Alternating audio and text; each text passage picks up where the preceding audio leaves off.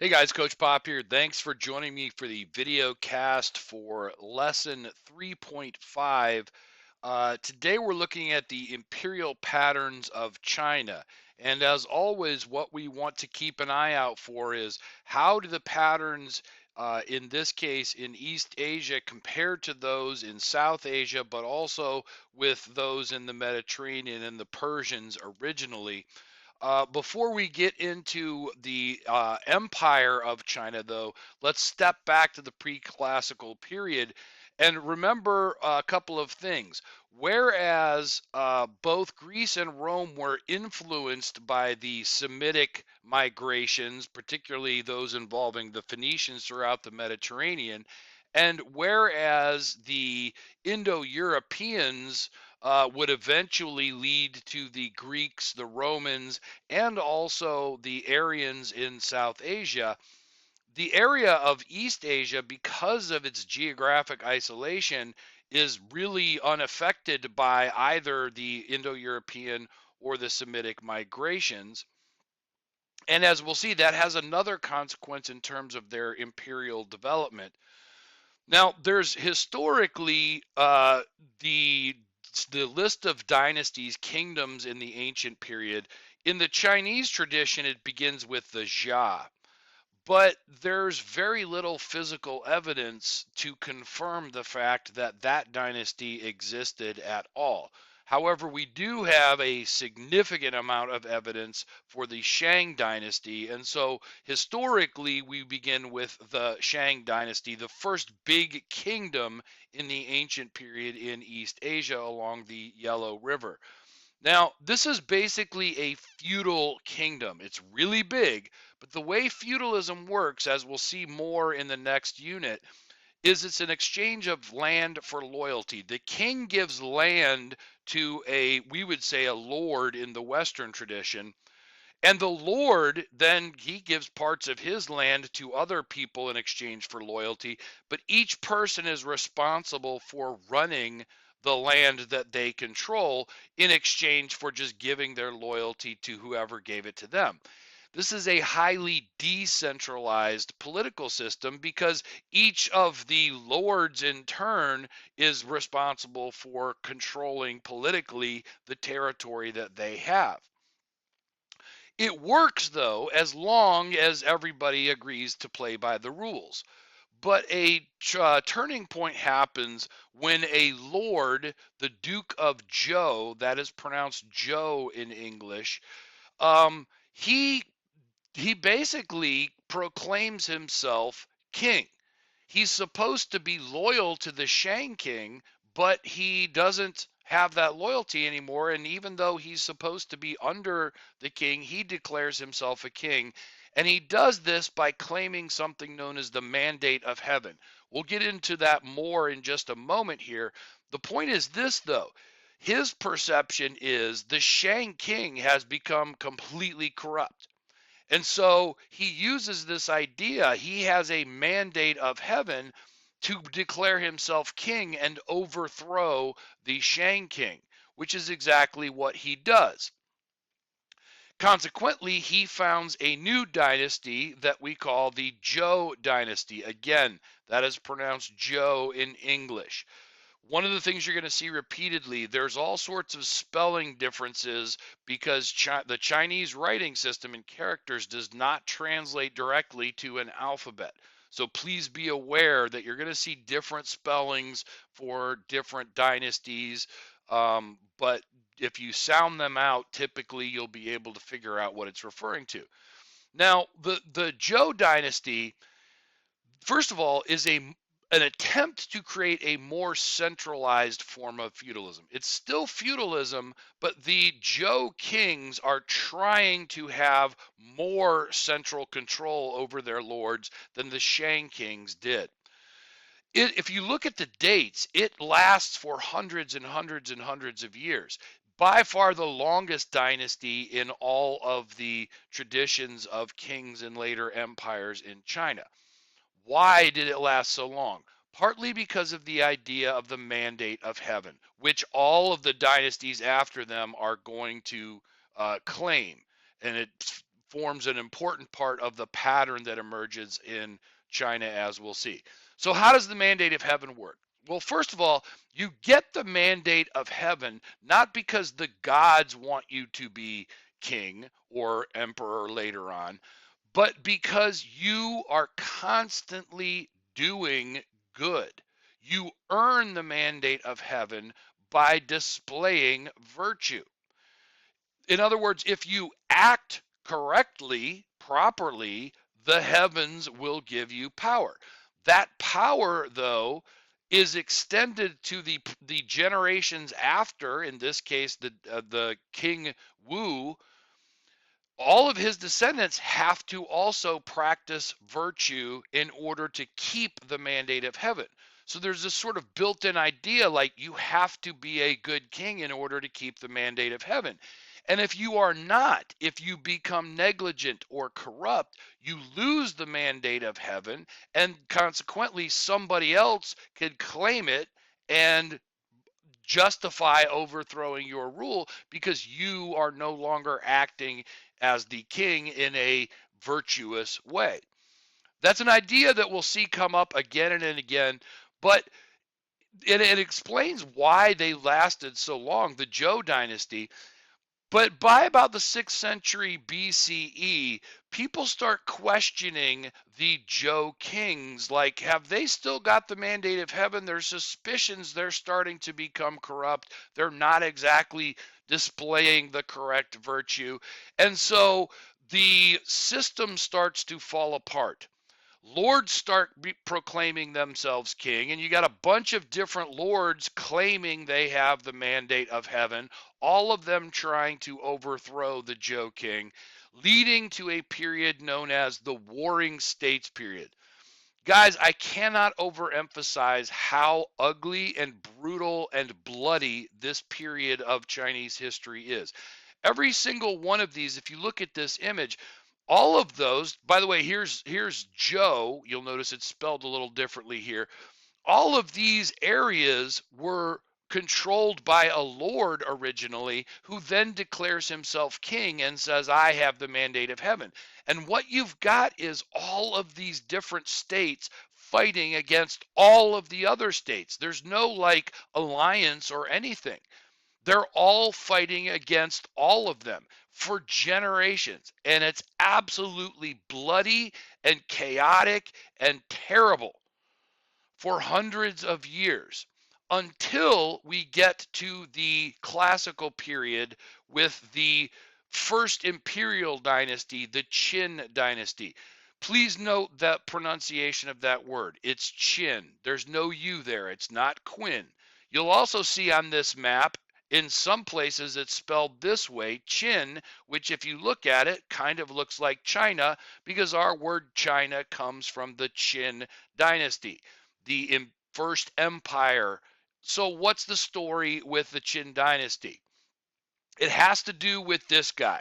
He is the transitional figure, moving from a system of feudal kings to an empire. Qin Shi Huang conquers all of the other so-called kings, the lords that said they were kings and claimed the mandate of heaven. He conquers all of them to form the first empire. I want you to look carefully at his name because this is something that's going to come up with the emperors in different Chinese dynasties. First of all, in Chinese, the family name comes first, not last. But in the case of emperors, it's the dynasty name. So Qin is his dynasty. And if you look at the end, all of the emperors will have D on the end. D is an honorific, which it's like a title that means emperor. Now, the Shi Huang part is kind of unusual, as you will see, because he takes the name Huang once he becomes the emperor, and it's basically it means yellow, and that was the name of the first mythical king in the Zhou Dynasty. Shi Huang basically means first yellow and then D emperor. So he's the only guy that has the Shi Huang part. But as we'll see, that tradition of the dynasty name coming first and D at the end is how you can tell which emperor we're talking about. Now, Once he becomes the emperor and he's conquered all of the other states in the Warring States period, he is an exceedingly harsh dictator. First of all, military is his strength. Militarism is the backbone, but he's also following this idea we'll get into more in class next week called legalism. For right now, what you need to know about legalism, it's basically the idea there has to be a strict application of law and punishment. You don't need to think, you don't need to have your own morals. Follow the law or you will be punished severely. As a consequence of this, one of the things he does when he becomes empire is he burns all of the books. What he's trying to do is get rid of any evidence that there was anything before his reign. You don't need to think. You don't need to read. Just follow the freaking law. One of the things he does in a positive way, though, is he centralizes authority, which, as we'll see, becomes a foundation part of the empires afterwards. He also standardizes everything. Coinage is a big one, but he also, in his case, standardizes the writing system, the characters that are used in China. This becomes a big thing. You might be aware that the so-called dialects in China, they're so different, they're like no one can understand each other. But after he standardizes the characters, everybody can write and read the same text, even though they can't speak to each other directly. Excuse me. What's interesting about this, though, is Qin Shi Huang comes up with this idea, excuse me, without any knowledge of what happened on the other side of the Himalayas. He doesn't know that standardization is what the Achaemenids did. He doesn't know that standardization is what the Greeks and Romans did. He just recognizes that needs to happen in order for his empire to stay together. He is also the guy, though, that begins construction of the Great Wall, one of the largest engineering projects in all of human history, the purpose of which is to keep the so-called barbarians out. We'll come back to that repeatedly for the rest of especially the first semester. But how does he build this? Because you might recall slavery really doesn't exist in East Asian society. Nonetheless, he does use coerced labor, forced labor, particularly with convicts, those who are viewed as breaking the laws, the rules in legalism. Many of them he forces to do labor, particularly building the Great Wall. And then there's something called the corvée system. That is pronounced corvée, not corvée. The corvée system is where you pay taxes in the form of labor. You don't actually pay, if you're a farmer, you don't pay your taxes in grain that you produce. You perform labor for the state as part of your taxation. That's called the corvée system. Now, Qin Shi Huangdi is a pretty fascinating guy for several reasons, but one of the lasting legacies, besides he's the guy that starts the imperial pattern that's going to last for 1,000 years in China, is when he dies, he is buried with his whole army in terracotta form. Terracotta is a kind of clay. And it's astonishing. Like this picture doesn't even do it justice. His whole army is recreated as clay statues and buried with him. And there's several points about this, but I want to just illustrate something here. It's literally his whole army in battle formation. Moreover, they weren't like standardized forms of soldiers. It appears that every single statue is modeled after a particular person. Every face is different, for example. Everyone is dressed slightly differently. They're all individual statues as opposed to replicas of the same thing over and over again.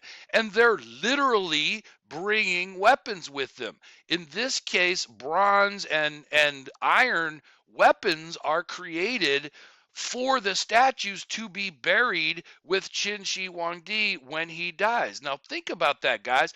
That tells you something very particular about Qin Shi Huang. He believes that when he dies, somehow in the afterlife, he's going to need an army. Like, it's almost as if he imagines the afterlife as some place where he's going to have to go conquer everybody to create an empire in the afterlife. And so he's bringing his whole army with him when he dies. If you notice, though, the Qin Dynasty does not last very long at all, a couple of decades in terms of being an empire.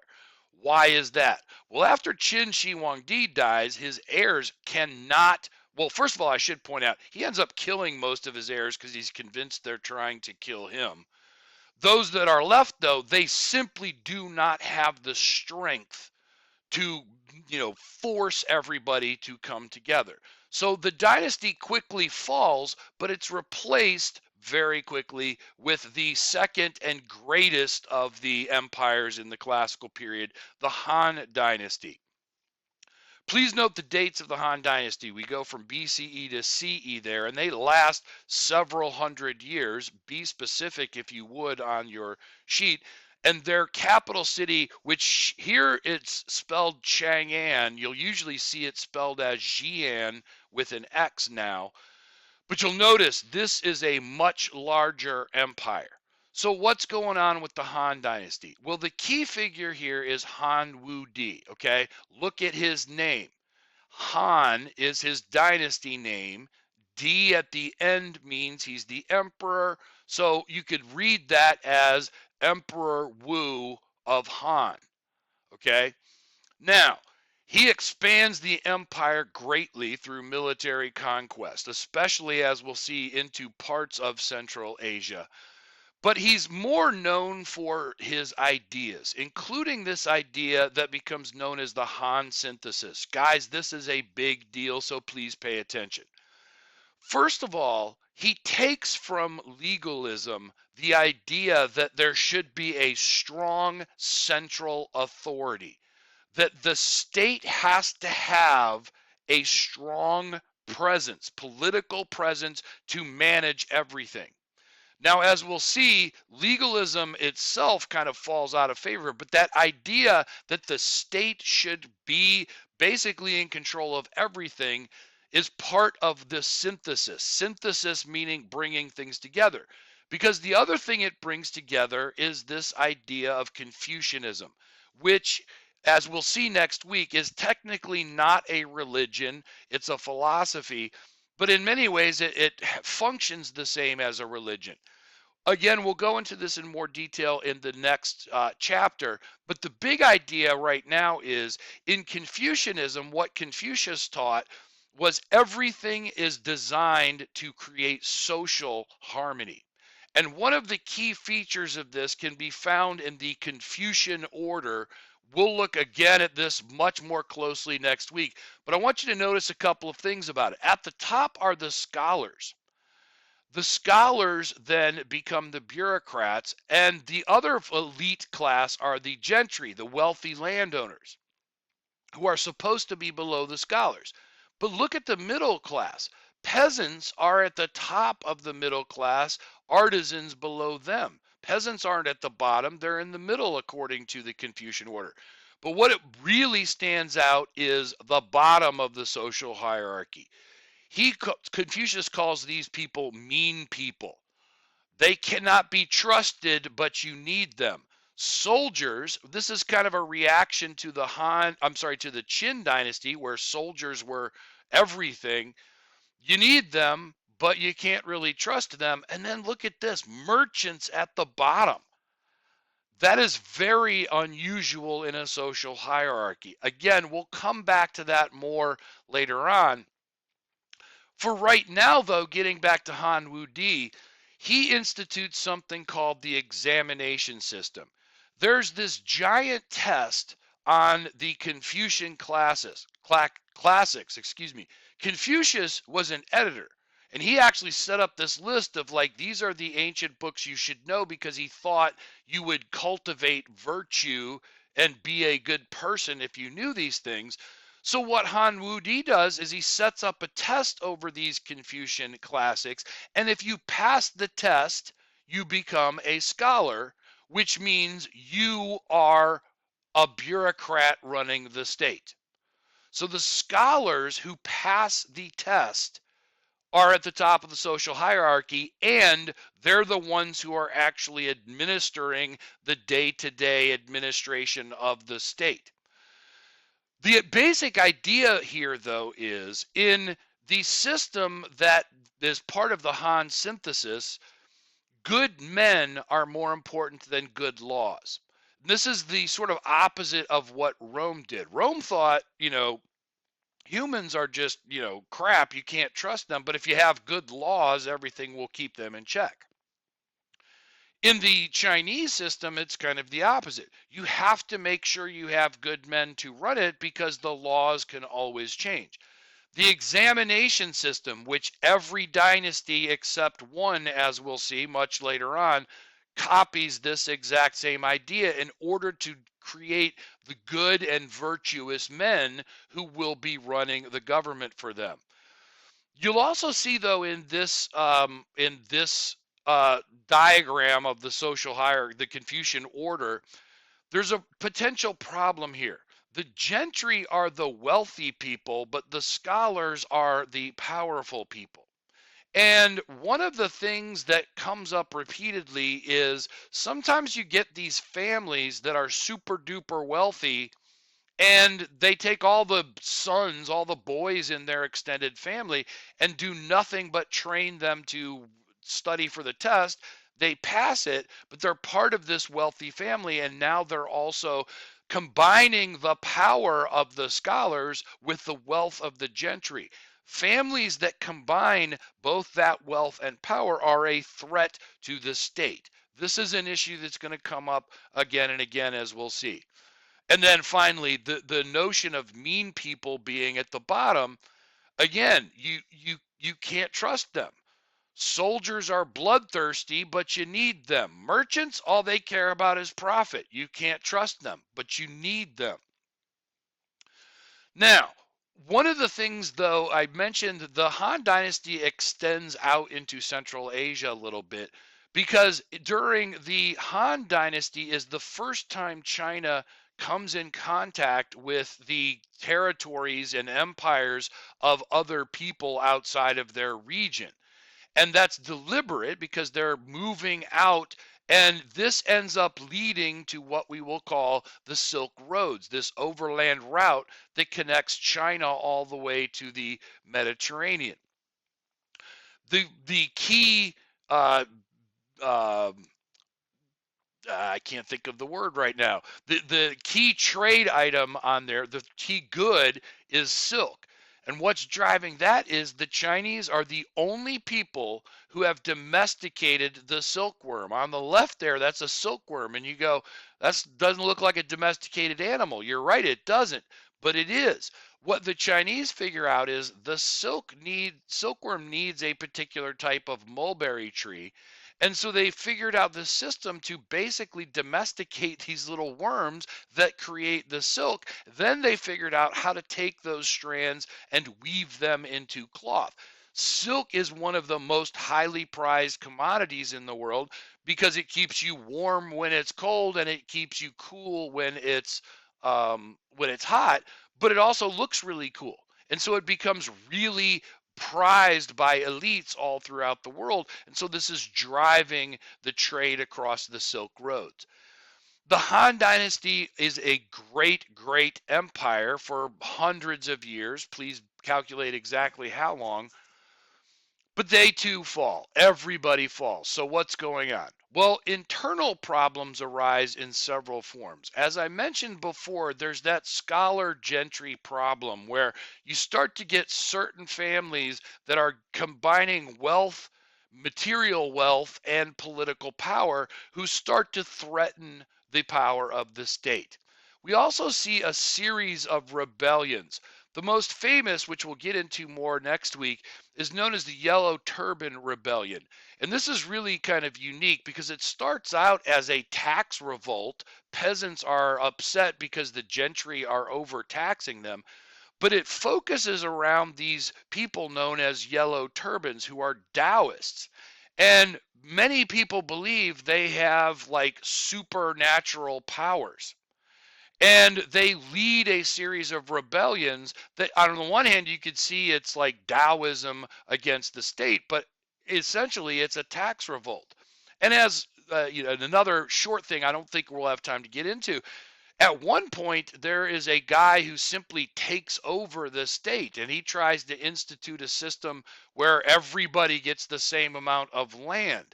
It doesn't succeed and it doesn't last very long, but all of these are clear signs of internal problems. Moreover, you got external problems, particularly these people known as the Xiongnu. The Xiongnu were distantly related to the White Huns, you might remember, that were attacking the Gupta dynasty. They come, these barbarians, quote unquote, coming from Central Asia. They're also related to the Huns who were attacking Rome in Europe. We'll look more closely at all of those central nomads who are just constantly pounding the crap out of empires at the time in a couple of weeks. There's also an outbreak of epidemic disease. And this is going to come up when we look at an activity in class about Rome. There's a disease that breaks out first in China and then spreads across the Silk Roads that ends up also contributing to the decline of Rome. That is, by far the first major outbreak because it literally covers most of Eurasia. Eventually, the dynasty will fall then in 220 of the Common Era. And that's one of the few dates you might want to kind of remember because the end of the Han Dynasty is significant. What happens after that is a period of disunity. It doesn't break down into warring states like it did after the fall of the Zhou Dynasty, but there's a bunch of different rulers trying to position themselves as the next empire, but none of them actually succeeds. As we'll see later on, it's also in this time period when Buddhism has emerged in East Asia, and that sort of creates a new dynamic as well. Nonetheless, the Qin and especially the Han establish a basic pattern.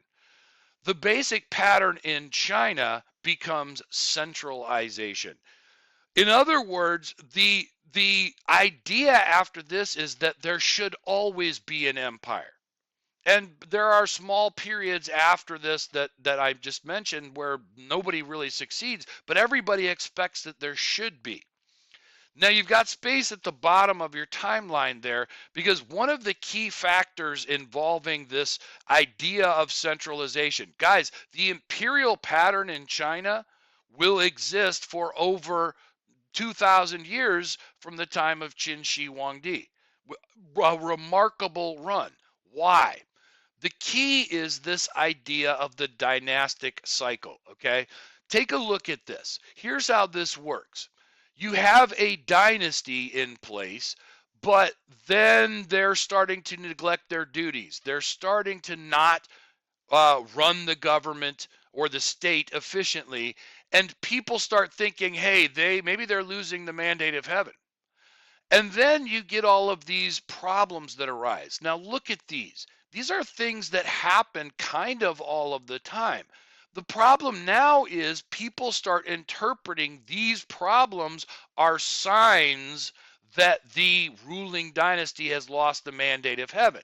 So a new dynasty will claim the mandate of heaven. They will then come into power. Everything is going to be awesome, awesome, awesome. And then after a few generations, not so good. And then they start doing the wrong things. And then people start questioning. That dynastic cycle, the basic idea, it perpetuates the imperial system. The idea in China then is the dynasties will change, but the empire never does. So in the space at the bottom of the timeline, take a moment to summarize this image of the dynastic cycle in China, because that is a key feature to their imperial pattern and very different from the one, for example, in India. Finally, guys, we're going to learn a lot of Chinese dynasties throughout this year. These are the dynasties you need to know now. And I want to point out, if you notice, they get progressively bigger. The Shang and the Zhou, those are essentially large feudal kingdoms. After the Warring States period, then the first Imperial dynasty is Qin, which doesn't last long. And then the Han Dynasty is sort of like the height of classical imperialism in China. Guys, I appreciate your paying attention here. Hope you were able to annotate the timeline. As always, I really look forward to seeing you in class. Thanks again, guys.